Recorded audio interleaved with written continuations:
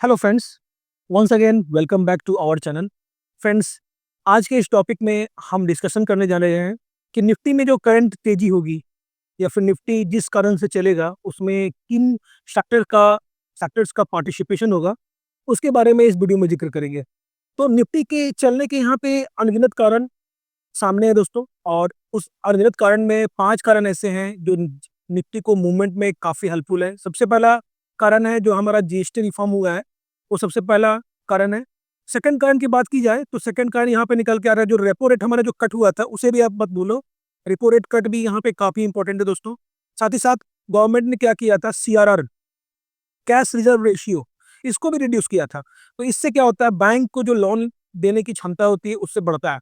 तो सीआरआर को भी इसने रिड्यूस किया। चौथा क्या किया, सीपीआई डाटा, जो सीपीआई डाटा आया है हमारा फ्राइडे को, वो भी काफी घट के आया है। तो सीपीआई डाटा क्या है, शायद आपको पता होगा, कंज्यूमर प्राइस इंडेक्स।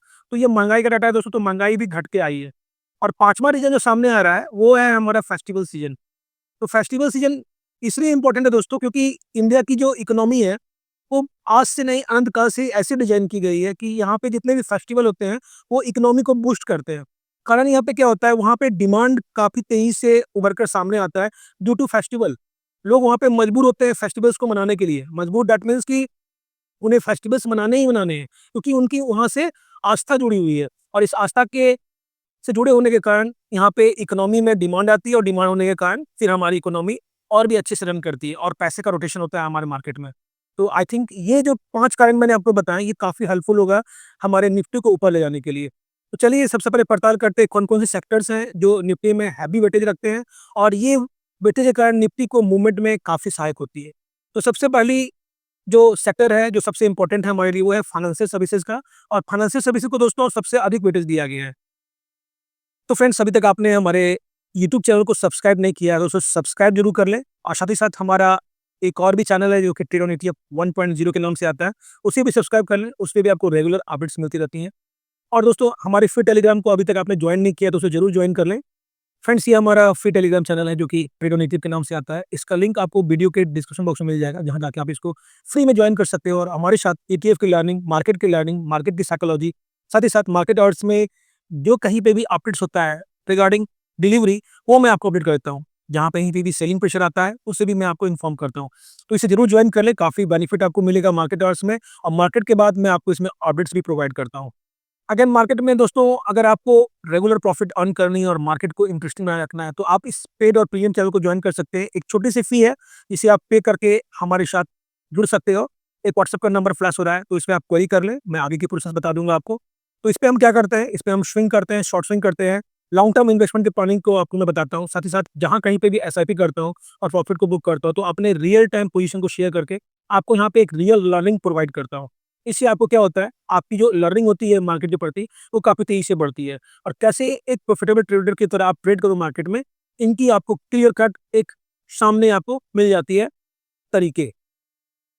तो सबसे पहले दोस्तों निफ्टी 50 के हम इंडेक्सोग्राम पे हैं, जो कि एनएससी से मैंने इसको निकाला है, और पिछले की वीडियो में मैंने आपको बताया कि कहाँ से आप इसको अब निकालोगे। तो सबसे पहले आइए देखिए निफ्टी 50 में कितने सेक्टर्स आते हैं, और सबसे हैवी जो पार्टिसिपेशन है वो है फाइनेंशियल सर्विसेज का। कितना है, 36.82। आफ्टर दैट उसमें आती है आईटी। आईटी का यहाँ पे पार्टिसिपेशन 10.51 है। उसके बाद आता है number oil and gas, consumable fuels का, ऑटोमोबाइल, ऑटो कंपोनेंट्स का, फास्ट मूविंग कंज्यूमर गुड का। तो फ्रेंड्स, आप इजीली समझ सकते हो कि निफ्टी को मूवमेंट करने के लिए सबसे पहले फाइनेंस सेक्टर को चुनना होगा। उसके साथ पार्टिसिपेशन किसका होगा, आईटी का। उसके बाद ऑयल एंड गैस कंज्यूमेबल्स का। उसके बाद ऑटो का, और फास्ट मूविंग गुड का। तो ये जो हमारे 5 जो हैं ये इंपॉर्टेंट ईटीएफ्स हैं। तो यहाँ पे ऑयल एंड गैस को जिससे हम कवर करते हैं दोस्तों, बॉयल ईटीएफ, वो आई थिंक हमारे जितने भी व्यूअर्स हैं सभी के अकाउंट में होंगे।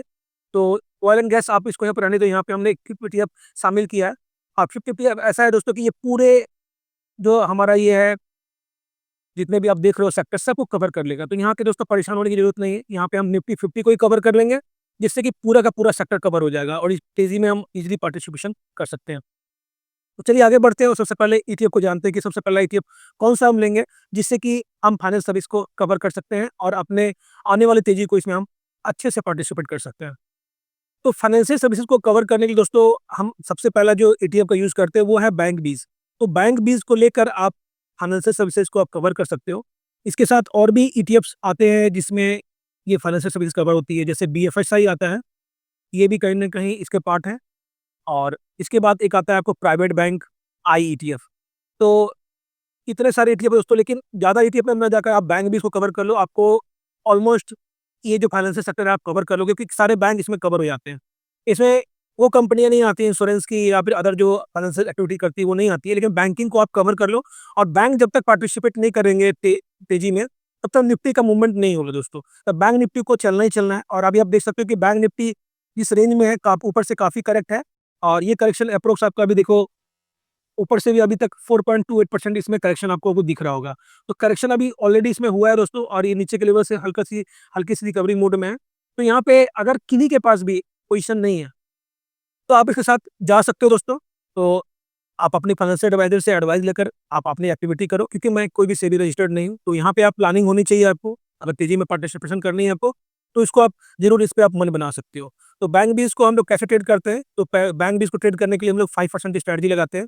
5% ऊपर गया तो प्रॉफिट बुक, और 5% नीचे गया तो हम लोग इसमें सेकंड लॉट की प्लानिंग करते हैं दूसरे अकाउंट में। तो बैंक बीज हमारे पास होना चाहिए। सेकंड ETF जो है दोस्तों, वो है निफ्टी बीज। तो स्क्रीन पे भी आपको दिख रहा होगा निफ्टी बीज। अभी अगर बात करें नीचे से रिकवरी की, तो जो भी हमारे पास पेड वाले में अवेलेबल है, मैंने उनको क्लियर कट अपने पोजीशन के साथ बताया था कि हमने अपना पोजीशन इसमें बनाया है निफ्टी बीज में। तो उसको ज्वाइन करना आपके लिए काफ़ी इंपॉर्टेंट रहेगा दोस्तों। एक अच्छे मेंटर गाइड के साथ आप जुड़ो, ताकि आपको अच्छे से चलने में मदद हो और मार्केट में कॉन्फिडेंस बनाए रखो आप। तो अभी भी देखिए नीचे से इसने 2.60 की रिकवरी की है, लेकिन अगर निफ्टी को अगर ऑल टाइम हाई के आसपास पहुंचना है, तो इस लेवल से भी आपके पास काफ़ी स्पेस बचा हुआ है। इस लेवल से भी अगर आप इंटरेस्टेड रहोगे ऊपर जाने के लिए, तो यहाँ से भी देखो 1.5% की मतलब कि अपवर्ड में मूवमेंट होगी, तभी ये ऑल टाइम हाई के आसपास जाएगा। और उसके बाद अभी इसके ऊपर इसका खुला नीला आसमान है। तो निफ्टी अगर आगे बढ़ती है दोस्तों, तो यहाँ पे आपको ये तेजी आपको निफ्टी बीच में बनती हुई दिखेगी। तो निफ्टी बीच हमारा सेकंड ETF है। जो थर्ड ETF है दोस्तों, वो है हमारा IT बीच। और जैसा कि आपने देखा कि निफ्टी में जो सेकंड वेटेज हाईएस्ट वेटेज रखता है, वो IT का सेक्टर रखता है। तो IT के सेक्टर को कवर करने के लिए हम लोग IT बीज का यूज़ करते हैं। और IT बीज में आप देख सकते हो कि जो ऊपर के लेवल से जो ऑल टाइम हाई, या फिर कह लो जो ऊपर के लेवल से गिरावट अभी तक जो अभी सामने है, वो करीबन 20% गिरावट अभी भी इसमें है। तो ये भी अपने अभी निचले लेवल पर ट्रेड कर रहा है दोस्तों। और इस पे अगर निफ्टी को चलना है, तो IT को भी कहीं न कहीं एक अच्छा मूवमेंट में आना होगा, और तभी निफ्टी मूव करेगी। तो आपको यहाँ पे क्लियर कट एक संदेश यहाँ पे मिलता हुआ दिख रहा है कि निफ्टी IT को आपके पास होना ही चाहिए, तो आप इस तेजी में पार्टिसिपेट करोगे। और रही बात स्ट्रैटेजी की, तो अब स्ट्रैटेजी में मैंने आपको इसमें बताया है 5% की स्ट्रैटेजी हम लोग यहाँ काम करते हैं। लेकिन जब इसमें गिरावट आती है, उसमें तो 33% की आती है। तो उसके लिए एक अच्छे मेंटर के साथ आपको जुड़ना ज़रूरी है, ताकि आप ऊपर के लेवल्स पे ना फँस जाओ। तो IT किसी के पास नहीं, तो निफ्टी IT आपके पास होने चाहिए, जिसको कवर करने के लिए हम लोग IT बीज का यूज़ करते हैं। जो फोर्थ ETF है दोस्तों हमारा, वो है ऑटो बीज। और ऑटो सेक्टर काफ़ी इंपॉर्टेंट है दोस्तों, क्योंकि सर पे हमारे फेस्टिवल सीजन है। और जिस तरह से गवर्नमेंट ने GST को रिफॉर्म किया है, तो यहाँ पे जो टैक्सेस थे 28% का, वो रिड्यूस होके अभी के टाइम में ये 18% हो गया है। तो 10% का रिलीफ मिल रहा है हमारे इस सेक्टर में। और इसका जो बेनिफिट है, वो हमें तेजी के रूप में मार्केट में दिखनी ही दिखनी है दोस्तों। और बात करें कि ऑटो बीज जो अभी ट्रेड कर रहा है, तो ये अपने अप्रोक्स ऑल टाइम हाई के आसपास ट्रेड कर रहा है, जो कि इसका हाई 282 के आसपास था। और अभी ये जो ट्रेड कर रहा है, वो 277 रुपए के आसपास ट्रेड कर रहा है। तो यहाँ पे अगेन दोस्तों एक काफ़ी अच्छी अपॉर्चुनिटी है। और हमने जो अभी का फिलहाल का टारगेट जो लगा के रखा है यहाँ पे, वो 317 का लगा के रखा है। तो इस टारगेट के लिए हम लोग जाएंगे, और इस टारगेट को अचीव करके हम लोग दिखाएंगे दोस्तों। तो यहाँ पे दोस्तों काफ़ी अच्छे पोजिशंस पे हैं।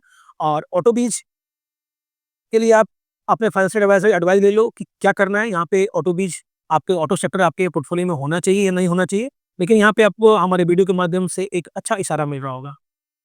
और जो पाँचवाँ सेक्टर है दोस्तों, वो है हमारा FMCG इंडेक्स का। और FMCG इंडेक्स को हम कवर करने के लिए FMCG IETF पे यूज़ करते हैं, जो कि ICICI फंड हाउस का है। और अभी आप देख सकते हो कि ये टॉप था इसका, टॉप इसका अप्रोक्स आपका जो है वो 69-71, दैट मीन्स कि 70 के आसपास इसका टॉप है। और अभी भी ऊपर से बात करें, तो ये करीबन 13.5% की गिरावट पे अवेलेबल है। तो काफ़ी अट्रैक्टिव प्राइस में ये अवेलेबल है दोस्तों। बाकी बात यहाँ पे आप सोच समझ के अपनी एक्टिविटी करो। और रही बात FMCG IETF की, तो ये काफ़ी स्विंग देता है दोस्तों। ये स्विंग काफ़ी अच्छा करता है, और इस स्विंग के साथ हम लोग चलना पसंद करेंगे। और अभी भी अपने ये लोअर लेवल पे ट्रेड कर रहा है, 60 रुपीज़ 38 पैसा के आसपास ट्रेड कर रहा है। स्ट्रैटेजी हमारी यहाँ पे सिंपल होती है दोस्तों। ऊपर में से जब इसमें करेक्शन आता है, तो करेक्शन भी इसमें आपको हैवी दिखता है। अगर मेजर किया जाए तो यहाँ करीबन आपको 23% या कह लो आप मोटा-मोटी 25% का करेक्शन यहाँ पे आपको आता है। तो यहाँ पे अगर आप बात करो कि लॉट्स की, तो यहाँ पे आप 6% की गिरावट पे आप काम कर सकते हो। 6% की गिरावट पे आप लॉट्स लगाते जाओ अपने अकाउंट्स में, और बेनिफिट भी अगर आप लेना चाहो तो 6% के अपवर्ड मूवमेंट पे आप इसको बेनिफिट में कन्वर्ट कर सकते हो। तो एफएमसीजी ईटीएफ दोस्तों हमारा 5वां ईटीएफ है। अगर ये भी आपके पोर्टफोलियो में नहीं है तो एफएमसीजी इंडेक्स को आपको शामिल करना चाहिए। कवर किससे करते हैं? तो हम एफएमसीजी इंडेक्स को हम एफएमसीजी आईईटीएफ से कवर करते हैं। नाम भी सिंपल है दोस्तों, आईईटीएफ जहाँ भी लगा हुआ है वो आईसीआईसीआई फंड हाउस का है। तो ये आज की इस वीडियो के अपडेट्स के माध्यम से आप को ये क्लियर कट आइडिया मिल गया होगा कि निफ्टी को चलने के लिए हमें किन-किन इंडेक्स या फिर किस-किस सेक्टर्स में हमारी इन्वेस्टमेंट होनी चाहिए, और इसको प्लानिंग करके आप आगे बढ़ सकते हो मार्केट में, और मार्केट की तेज़ी में आप पार्टिसिपेट कर सकते हो अच्छी तरीके से। तो आई थिंक ये वीडियो आपके लिए काफ़ी हेल्पफुल होगा दोस्तों। तो आपके कमेंट्स और लाइक्स का मुझे इंतज़ार है।